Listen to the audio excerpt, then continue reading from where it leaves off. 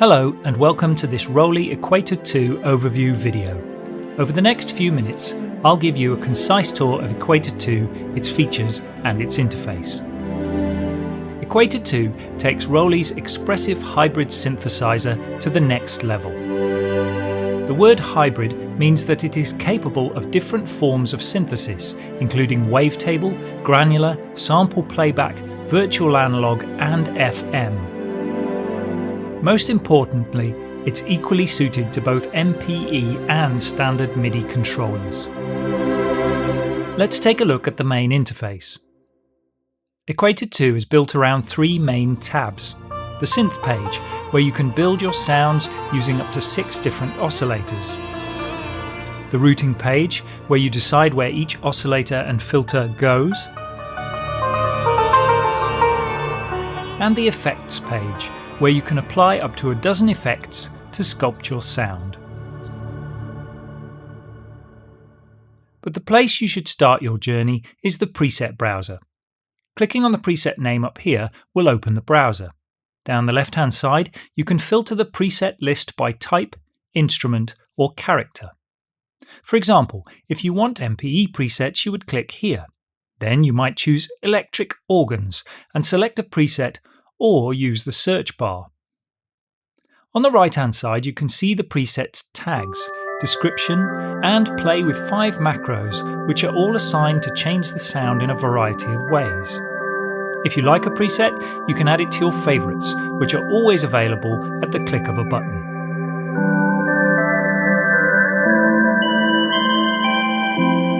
Let's go back and take a look at the synth itself. Equator2 can have up to 6 oscillator sources, with each oscillator slot capable of loading one of 4 synthesis types.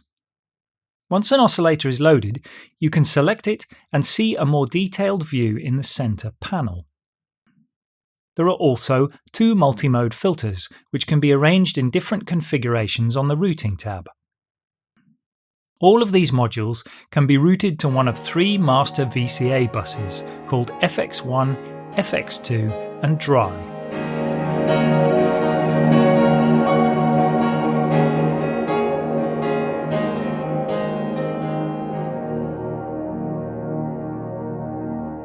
Equator's modulation system couldn't be simpler to use.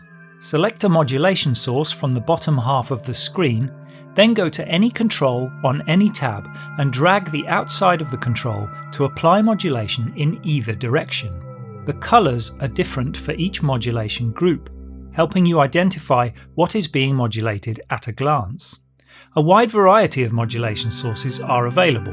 The central panel houses the main modulation sources for the type of MIDI controller you have connected. For example, MPE has glide, slide and press, whereas standard has pitch bend, mod wheel and aftertouch. There are also envelopes, LFOs, multi-mods or multi-point envelopes, key tracking, macros, math sources for combining 2 or more modulation sources in various ways, and random sources. Some sources can be expanded to give you a better view.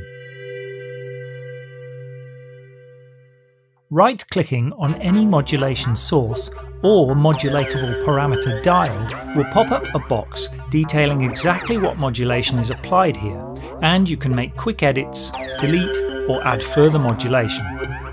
If you want a more comprehensive view, the mod matrix shows you all modulations assigned in the current patch. The Effects tab offers a highly flexible effects system. There are 12 effects slots, each of which can load one of 15 different effects. Select a slot and you can see that effect's parameters on the right-hand side. Slots can be reordered via drag and drop. The routing of the effects is made clear by the green lines. The 3 master VCAs can be seen on the left-hand side. Using different configurations means you can set up the effects to work in serial or in parallel, which gives you the flexibility to arrange your patch as you see fit. As you can see, Equator2 is a powerful sound design tool that gives you expressive control regardless of what MIDI controller you're using over multiple cutting-edge synthesis types. and that can deliver sounds that range from classic analog, FM, authentic classical instruments, world instruments, as well as cutting-edge wavetable and granular synthesis. Join us soon for more tutorials.